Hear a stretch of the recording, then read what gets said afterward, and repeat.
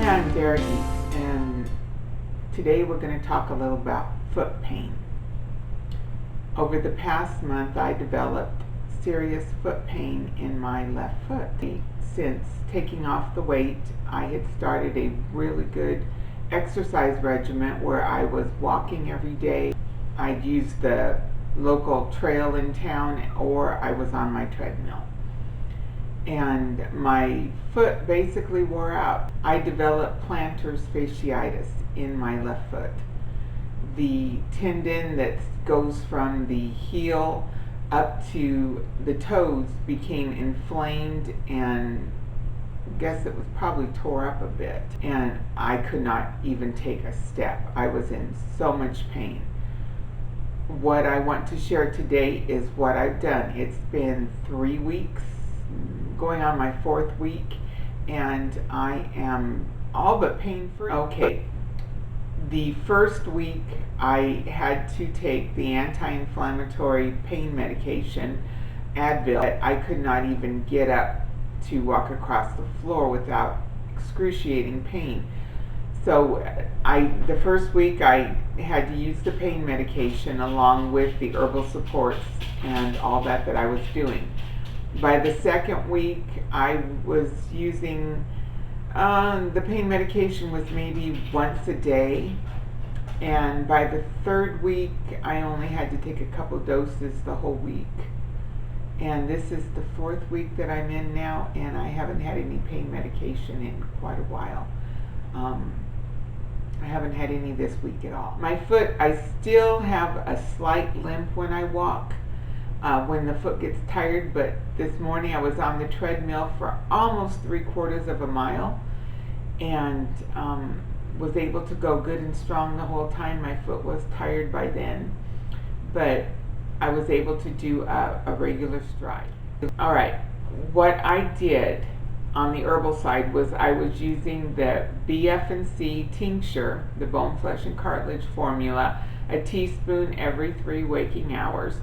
This formula has the nutrients in it that restore and knit back together the flesh, the bones, flesh, and cartilage.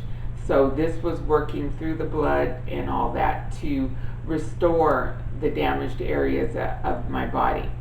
To target my foot, I did a BF&C pack, and I wore it during the day. Most of the times I suggest packs be used at night, but it was very comforting to have it in the shoe, and it seemed to be extra support. I bought a new pair of very supportive shoes right off the bat. The ones I wear, the Reeboks that I normally wear, are very supportive, but it was like 18 months since I'd bought one, and they had worn down quite a bit, and I hadn't paid any attention to it. And of course, after the herbal supports, I did 1 elf each week, and that seems to really help and just keep the waist going, and knocks down the pain level quite a bit. And I did 1 ounce of echinacea a day, 4 days each week. So my herbal programs, what I did orally was the bone, flesh, and cartilage was the main herb that is going to knit this back together. I took that orally, applied a pack over the damaged area, my foot, around the ankle, and on the bottom of the foot was where the pack went. And then I used my echinacea, 1 ounce a day, 4 days each week, and I did 1 liver flush a week, 1 elf a week for the past 3 weeks. So that was the herbal supports, and then of course I got the new shoes for that support. And the other part that I did, which was very vital, and it would really knock the pain down, was the hydrotherapy, the hot and the cold. I got in the shower several times and did the hydrotherapy when my foot was throbbing. The aspirin wasn't even touching it. Nothing was helping. And I got in the shower and did the hot and the cold on my foot, and just went back and forth between the hot, heating it up with the hot water, and then switching to cold and just blasting it with the cold, getting that circulation going through it, and the throbbing just stopped. Within just 2 or 3 minutes of beginning this, the throbbing pain in my foot just ended. It was over. And the foot really rested well. I was able to, I did it probably 7-10 changes. 7 hot, 7 colds is the minimum. And I just stayed in there until I got bored with it and got out. But that really knocked the pain down. I mean, it went from just throbbing, an ache, a deep, deep ache, to nothing while the hot and the cold was going on. And then once the hot and the cold did its job and you got the circulation going through there, I was able to stretch it and to pull the tendon and stretch it out and work it with much less pain. I mean, I could do the toe stretches and all that. The tendon had been relaxed and lubricated, whatever you want to call it, and it was much easier to stretch. So the hot and the cold before the stretching is also a very good idea. It really makes it easier to deal with it. I also found that the M&L salve, Mullen and Lobelia, the antispasmodic on that, rubbing that over the foot before stretching, would also help relax that tendon and let it stretch out a little bit. Stretches that I found was really easy, and there were several times I did it and knocked the pain out without having to do anything else. I turned my cane around, and my cane, the crook on my cane, and we filmed this, so I will lay this over most likely. But I turned the cane around and pulled my foot towards me, the ball of the foot, and just worked the cane down the side of my foot, and then flipped it over and pulled it down the side of the other side of the foot, and just did a deep stretch using the cane. It's like a towel pull, but instead of pulling out a towel and wrapping that around my foot, I just used the cane to pull my foot back, just like I would a towel pull. And that really relieved and eased up the tension in the foot and the pain. And then, of course, rolling on the tennis ball was very helpful. Standing and stretching, putting one foot behind the other, my sore foot behind the other one, putting the heel on the ground, and then lunging forward a little bit and just stretching that foot forward. That was the most painful stretch for me, but it seemed to do a lot of good. Between the stretching, the herbal supports, making sure I had a supportive shoe, and getting that foot wrapped with the BF&C, which has the nutrients.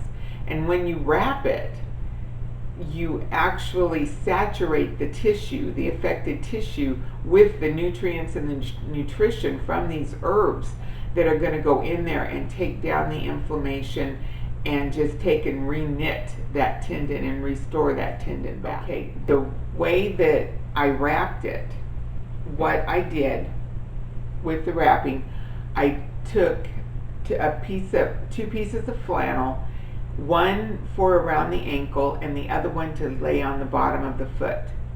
I put the salve on the one to go around the ankle, then I leaned down and I just plastered that around the ankle. Then I took the one, and they're folded over so that there's 2 layers of flannel. I took the other one, put the salve on that one, and then plastered it to the bottom of my foot, and then set my foot on a piece of press and seal wrap that I had set on the floor beforehand. Picked that wrap up and just folded it over my foot and around my ankle so that it would hold the pack in place and keep it from getting squishy and messy all over my socks. Then slip my sock on and put my foot in my shoe, and that was it. It really didn't take that long to do, and it was very, very effective for the extra support from having the pack in there. Was very comforting, along with the fact that all day long then my foot is getting all the nutrients and nutrition, saturating the tissue so that it can heal as fast as it can. Remember, it's not just one thing. It is everything together all at once. When you have an injury or an issue come up in your body, you want to do the hydrotherapy for your circulation. You want the herbs that are going to feed and restore the area applied and taken internally so that the body is saturated with these healing herbal supports. You want to flush the body out to get the waste out and keep the bowels open, keep everything moving, so that you're getting the waste out, especially if you have to use pain medication or something along that line, which is going to be toxic to the body. Make sure you do your ELFs and you flush those on out, so you don't get a backup. Good nutrition. I mean, you can do your extra juices, extra superfood, anything just to keep the nutrients available so that your body has the resources to mend. Then don't forget the exercises and the stretching. That tendon has been, it's spasmed and it's got to be stretched out and healed. If you've enjoyed this video, don't forget I do have other ones on there on many different subjects. Go to, on YouTube, Heal Marketplace with no spaces. Then also our Lady of Herbs website in the Media Center.